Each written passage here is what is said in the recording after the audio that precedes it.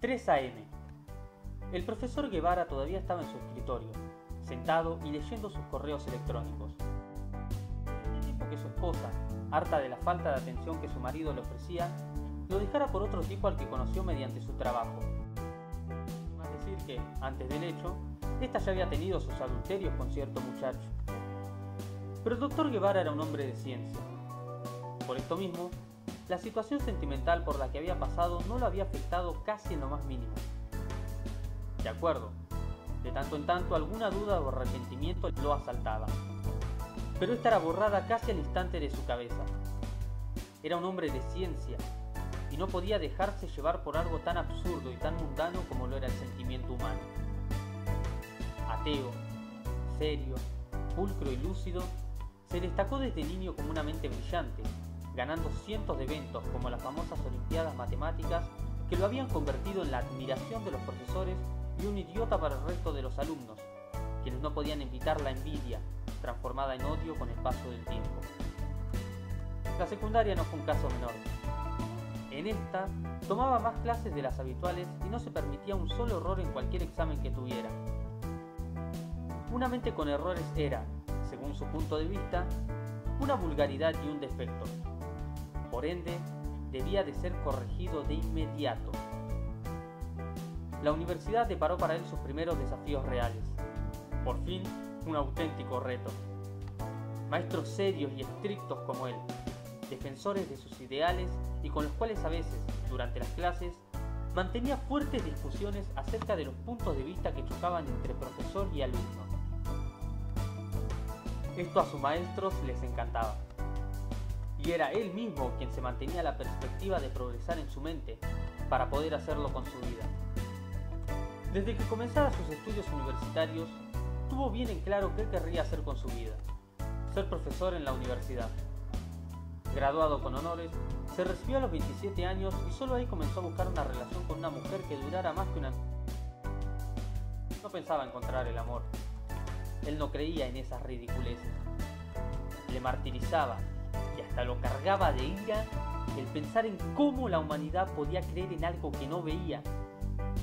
La idea de dioses, milagros, el cielo y el infierno eran, para él, una sarta de mentiras que se habían ido transformando con el tiempo en engaños masivos, creídos por la mayoría, temidos por algunos y hasta utilizados para hacerse de fortunas que los mismos tontos creyentes entregaban a cambio de la salvación y la fe. Pero él era un hombre experto. Por eso, no podía permitirse que su mujer apantallara sus proyectos con ideas tontas y carentes de ciencia y sentido. Se decidió que, de conseguir una buena pareja, permitiría que fuera como mínimo atea. Conocí a Laura de esta manera, en una reunión entre profesores de distintas universidades de la zona. También lista, atractiva y fiel al estudio y a la ciencia, demostró ser una buena candidata. Su relación se basó únicamente en sustentarse ellos y saciar sus deseos por el placer y su gusto a sus respectivos trabajos. El profesor Guevara estaba bastante satisfecho con ello. Solo se limitaban a conversar, satisfacerse cuando sus cuerpos se lo pedían y trabajar. Guevara era un excelente profesor. Tenía a su esposa, apasionada y dedicada de lleno a la ciencia como él, y, luego de varios años de trabajos personales con un equipo que él mismo designó, había comenzado a ganar premios prestigiosos. Las menciones en revistas de ciencias, los trofeos y demás, lo habían hecho quedar frente al mundo como el hombre más inteligente de la época. Y la soberbia ahí presente estaba. Pero todo eso cambió con un simple correo electrónico. Comenzó un año atrás, cuando él hizo una presentación sobre los funcionamientos de la mente humana. Según su investigación, el ser humano estaba limitado ante su conocimiento. El exceso de conocimiento era, precisamente, la pieza clave que le faltaba a la gente. Y eso era lo que él había estado demostrando a lo largo de sus trabajos en los últimos 3 años. Frenético ante los aplausos, las preguntas acerca de las dudas por parte de los millones de presentes a lo largo de las conferencias y las menciones y títulos recibidos, Guevara estaba seguro de que podría demostrar que el conocimiento absoluto era la clave para la salvación y absoluta prosperidad del mundo entero. Por eso, se sorprendió una tarde al recibir un correo electrónico. El correo decía así: Estimado señor Santino Guevara, ante todo, desearía presentarle mis respetos, ya que sus trabajos y estudios en el campo de la ciencia dejan en claro que se trata de una mente brillante y estudiosa, dispuesta y vivaz, y eso merece que escriba este mensaje de la forma más cordial y respetuosa posible. Espero usted sepa disculpar mi interrupción y mi puesta a duda sobre su última exposición, en la cual estuve presente, aunque usted, por supuesto, no lo sepa. Verá, el motivo de mi correo es solo para dejarle en claro que, lamentablemente, estoy en desacuerdo con su opinión acerca de que el exceso del conocimiento es la clave para el progreso y el alcance tan soñado y anhelado de llegar a la perfección humana. Temo decirle que el exceso siempre es algo negativo en cualquier ámbito, y de esto no podría tener duda alguna dada su alta inteligencia. En todo caso, un exceso de la mente produciría en las personas una alteración de tal manera que conduciría a desastres absolutos, con una total diferencia de lo que usted ha estado presentando los últimos 3 años, si mal no estoy informado. Ustedes son muy inteligentes, no lo dudo, pero el exceso del conocimiento sería solo el final más ruin y desastroso de la historia. Mis respetuosos saludos, Dr. Gervasio Colimba. Aquello tenía que ser una broma. Era imposible que un hombre, científico o no, intentara refutar los conocimientos del Dr. Guevara. O eso pensó él en cuanto leyó el email que este sujeto, el tal Colimba, le envió. En primer lugar, ¿cómo había hecho para conseguir su correo electrónico? Y en segundo lugar, ¿cómo se atrevía a poner en tela de juicio un estudio en el cual él, el Dr. Guevara y todo su equipo habían estado trabajando casi sin descanso durante los últimos 3 años? Tenía que tratarse de alguien muy descarado. La respuesta del Dr. Guevara no se hizo esperar. Mi estimado amigo, puso esto solo por mera cortesía. Para su información, la falta de conocimiento ha sido precisamente lo que ha estado llevando a la humanidad a eras de decadencia, desolación y una alarmante falta de prosperidad. Precisamente, solo basta con leer la historia mundial para ver cómo la falta de conocimiento ha creado baches en el avance de nuestra raza. Además, la falta de conocimiento ha sido el principal motivo que llevó a la destrucción ridícula de millones de cosas, desde grandes creaciones hasta incluso vidas humanas. Se mataban pelirrojas en la antigüedad, pues se creía que este pigmento del cabello era propio de la brujería. La Iglesia y sus creencias condenaron con la muerte a personas que estudiaban las cosas que ellos no consideraban que la gente merecía saber, como que la Tierra gira alrededor del Sol o los estudios del interior del cuerpo humano, acusando a los autores de herejía y necromancia. Ni hablar de las leyes absurdas y mundanas, las cuales siempre tuvieron baches que los más astutos han sabido utilizar desde tiempos prehistóricos para beneficio propio y no para el de todas las clases sociales. Con el conocimiento absoluto seríamos capaces de no repetir estos hechos. Con el conocimiento absoluto seríamos perfectamente capaces de todo. Precisamente es que, de adquirir el conocimiento absoluto, seríamos directamente perfectos. Mis saludos. El Dr. Guevara estaba satisfecho con su respuesta y olvidó el asunto apenas unos días más tarde, cuando la rabia de que alguien se hubiera atrevido a contradecir sus creencias finalmente hubo pasado. Riéndose como si encontrara tan ridículo aquello que hasta le parecía difícil de describir, habló y mostró el correo electrónico a todo su equipo. De más está decir que ellos se lo tomaron muy mal, y más cuando aquel crédulo doctor se refirió a todo el equipo de Guevara, cuando los mencionó con ese sencillo ustedes. En un par de meses la cosa estuvo bastante tranquila para el doctor Guevara. Volvió a dar una conferencia en las mediaciones de una universidad al sur de Buenos Aires, en la cual solicitó le hicieran saber si un tal doctor Gervasio Colimba se hallaba entre los presentes, ya que quería conocer en persona a ese tonto que se había tomado la molestia de contradecir todo un trabajo en equipo fomentado por él, el doctor Guevara, y en el cual había estado trabajando un total de 23 personas a lo largo de ahora casi 3 años y medio. Para su fortuna, ningún Colimba apareció en la exposición, así como tampoco nadie se tomó la molestia de contradecirlo. No obstante, esa noche, su mujer lo confrontó con una sorpresa inesperada. Siendo ya una mujer de 35 años, el instinto maternal no la dejaba pensar en otra cosa, y sorprendió a su esposo al hablarle sobre la idea de que ya era hora de tener hijos. Guevara se negó a gritos de todo pulmón. Un hijo era un gasto innecesario, según su opinión, acerca de tiempo, dinero y demás cosas que podían significar solamente la pérdida más rotunda de tiempo que ellos dos podrían aprovechar para el avance de sus conocimientos. Laura, dolida al punto del llanto, simplemente se limitó a cerrarse en el cuarto matrimonial y el doctor se vio obligado a dormir esa noche en el sofá de la sala. Sin embargo, la pesadilla comenzó la tarde siguiente. Bebiendo un café y deleitándose con los mensajes de muchos estudiantes que lo felicitaban con sus mensajes electrónicos, Guevara no pudo menos que atragantarse con su bebida al recibir, justo en ese momento, otro nuevo mensaje por parte del doctor Colimba. El mismo decía así: Mi estimado doctor Guevara, primero que nada, sepa usted disculpar la tardanza de mi respuesta. Resolví que, antes de responderle, sería mejor analizar con detalle su mensaje y el motivo de nuestra conversación para evitarnos de esta manera respuestas y discusiones no deseadas. Sus argumentos son bastante buenos y sólidos, aunque, para su desgracia, en ningún momento yo mencioné algo sobre la falta de conocimiento, o sea, la ignorancia, con la que usted se defiende en sus argumentos.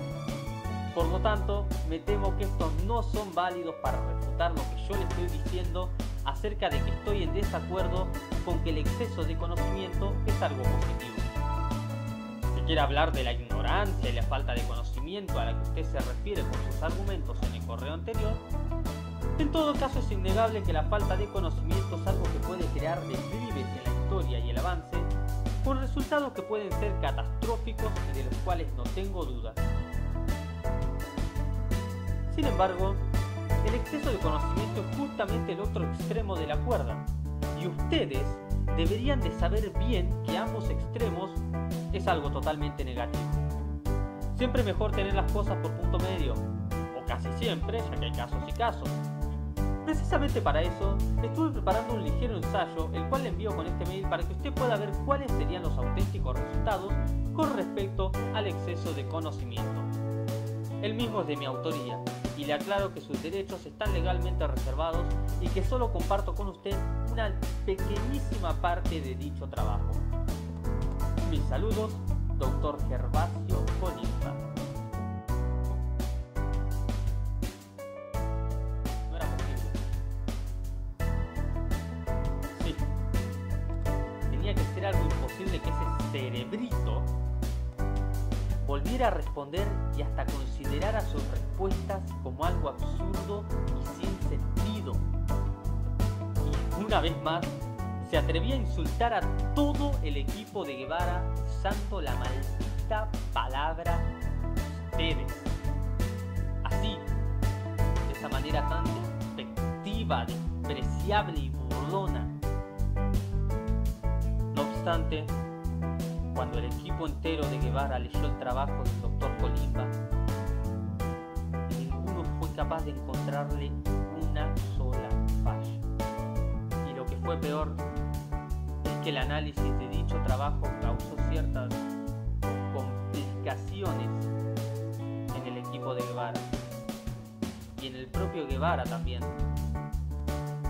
Excesos de depresión, esquizofrenia y hasta el suicidio fueron los responsables de que el equipo de Guevara se disolviera por completo. En sí, Colimba supo expresar cómo el exceso de conocimiento era capaz de llevar a una mente a la más horrible de las destrucciones.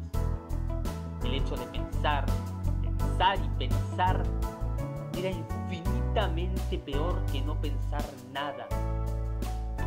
De hecho, de tanto pensar, de tanto saber, uno era capaz de darse cuenta de que hasta la vida misma no tenía sentido alguno. Y no el descubrir cómo el ser humano sería capaz de hallar la inmortalidad o la perfección, como tanto lo había supuesto el doctor Guevara. ¿Era acaso la vida un completo castigo, desde el momento en que el ser humano adquiría el uso de la razón? ¿Vivir solamente con miedo a morir? ¿Era acaso la vida una completa tortura en la que solo se vivía en busca de postergar la inevitable muerte el mayor tiempo posible? ¿Para qué esforzarse en lograr objetivos? ¿En conseguir cosas que harían nuestra vida más fácil? ¿En lograr vivir de lo que amamos? ¿En tocar una conquista? ¿En hacer nuestra existencia más placentera y grandiosa de disfrutar? Si nunca nos llevaríamos nuestras cosas o nuestros logros a la tumba. ¿Para qué enamorarse si el castigo del amor se vuelve dolor, rechazo, aburrimiento o, en caso de superar todo esto, tarde o temprano uno de los dos se marcharía para siempre, dejando al otro solo y abandonado? ¿Para qué tener hijos si con el tiempo estos ocupan nuestros pensamientos, nos hacen martirizarnos a nosotros mismos cuando no están, o nos dejan viviendo siempre inconscientemente bajo el miedo de que algo pueda pasarles?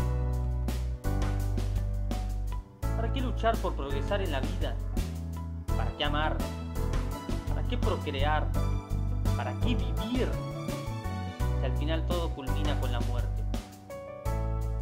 Colimba explicaba al final que lo mejor que uno podía hacer era tratar de disfrutar de la vida, aunque los argumentos que había tocado antes hacían que eso fuera prácticamente imposible. Con el correr del tiempo, Guevara se la pasó sentado, leyendo y releyendo el trabajo de Colimba, buscándole una falla, comenzando a desarrollar los síntomas que muchos de sus colegas desarrollaron mentalmente luego de leer, estudiar y analizar el informe. Se pidió un receso de una semana en la universidad donde impartía clases, el cual, con el tiempo, se volvió de varias semanas, de un mes, de 2, y así sucesivamente hasta que fue despedido. En las conferencias ya no fue el mismo. Ya no sabía cómo argumentar sus propias teorías o de refutar las dudas de los demás. La gente comenzó a hablar de su cambio, y las revistas y canales científicos que tanto prestigio le habían dado, ahora lo vieron como un objeto de burla del cual se alimentaron hasta saciar su gozo al ver arruinado al doctor. La mujer de Guevara, quien se había vuelto un tanto paranoica desde que leyera el trabajo de Colimba, alegando principalmente miedo a todo aquello que pudiera causarles un mal a los hijos que aún no tenía, se fue con el otro luego de que él ya no le prestara la más mínima atención. Guevara ni siquiera se tomó la molestia de intentar arreglar las cosas o de llegar a un acuerdo sobre los bienes materiales cuando se estableció el divorcio. No. Él solo pensaba en Colimba, quien ahora era el hombre que había demostrado que en todos estos años existió alguien más inteligente que él. Guevara, quien siempre creyó ser la mente más brillante de la historia, había sido vencido en su propio campo de batalla.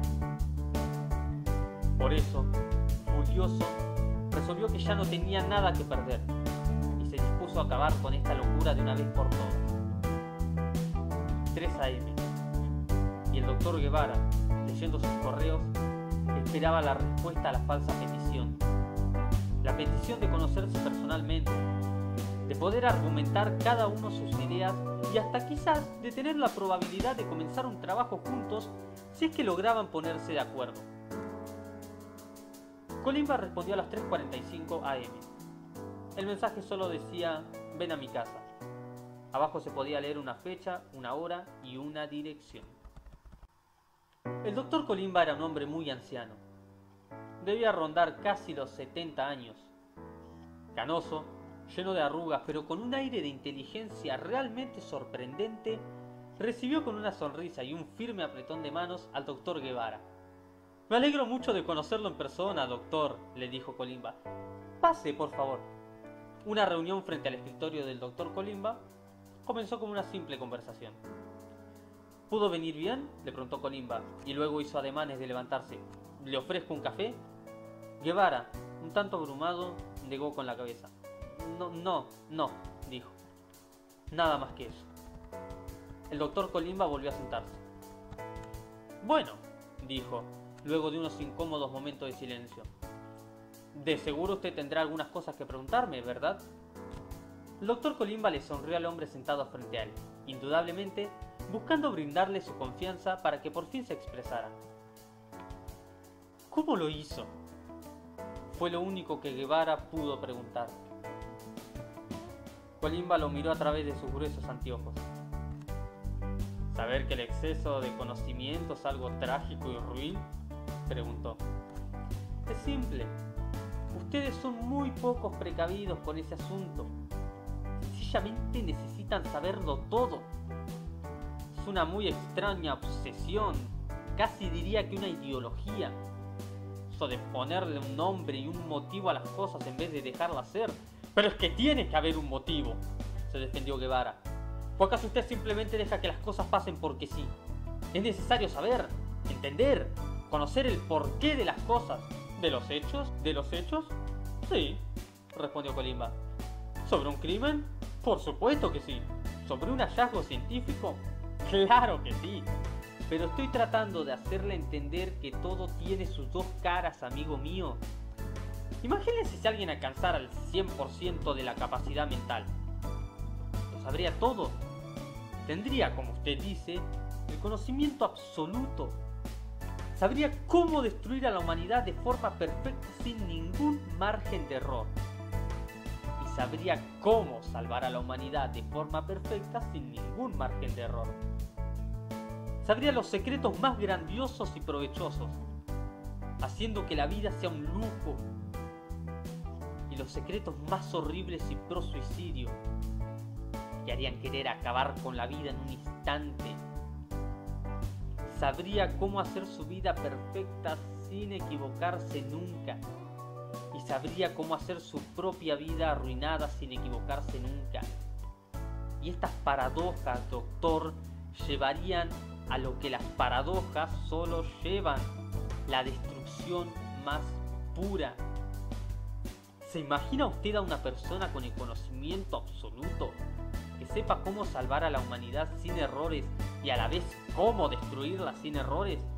Creo que el resultado de esa mente sería la más pura catástrofe. Hay cosas en las que uno debe pensar, analizar y razonar.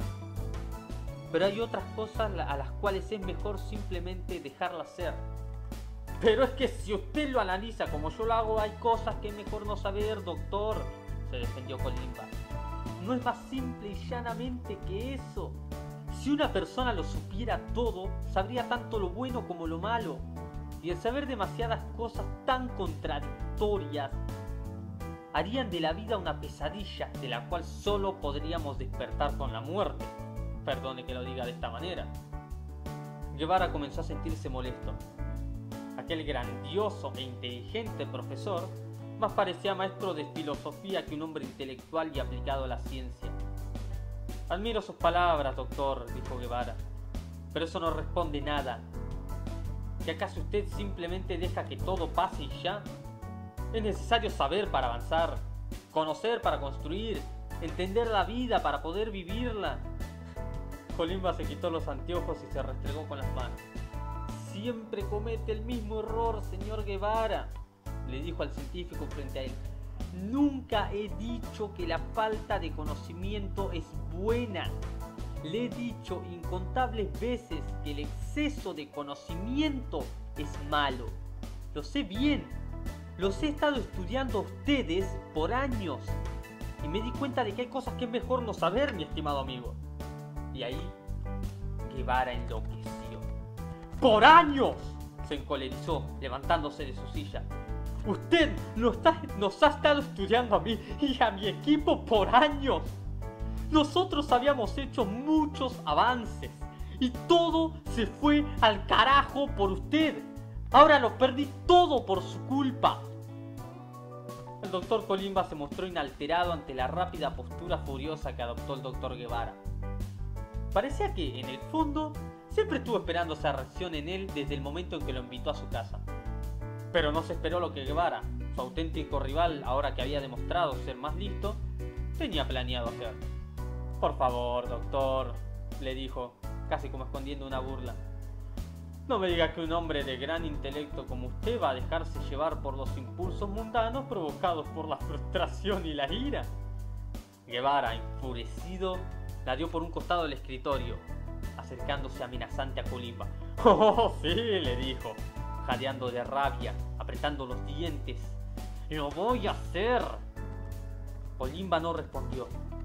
De seguro consideraba ridícula la forma de actuar que el doctor Guevara tenía en esos momentos. Y ahora, le dijo Guevara, el hombre a su costado, ahora me las va a pagar. Colimba se levantó de su silla. Mire, caballero, le dijo, haciendo un ademán con las manos de querer tranquilizarlo, no es necesario que nos comportemos de esto. Pero Colimba no pudo seguir. El cuchillo que el doctor Guevara le insertó en el vientre lo hizo gesticular algo similar, gesto que mezclaba súplica, sorpresa y dolor, y la sangre no tardó en manchar la alfombra del piso. Guevara sabía que no tenía nada que perder, ya que lo había perdido todo.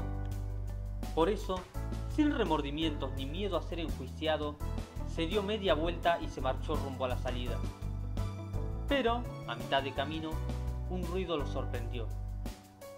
Alguien se incorporaba detrás de él. ¿Qué?, preguntó, al ver a Colimba levantarse y mantener una expresión fría y seria. Este se desapareció en blanco, dejando en claro que aquella profunda y mortal herida en el vientre había sido superficial para alguien como él. Como le dije, doctor, comenzó Colimba, retirándose totalmente la bata, luego los anteojos, y el pelo, y la piel, todo lo demás, dejando mostrar su verdadera forma. Hay cosas que es mejor no saber. Fue una desgracia que Guevara no hubiera notado un ligero detalle antes de que aquella cosa le diera un horrendo y doloroso fin. Un detalle tan pequeño que parecía insignificante. Cada vez que el doctor Colimba utilizó la palabra ustedes, no se estaba refiriendo a Guevara y a todo su equipo. Se había estado refiriendo a toda la humanidad.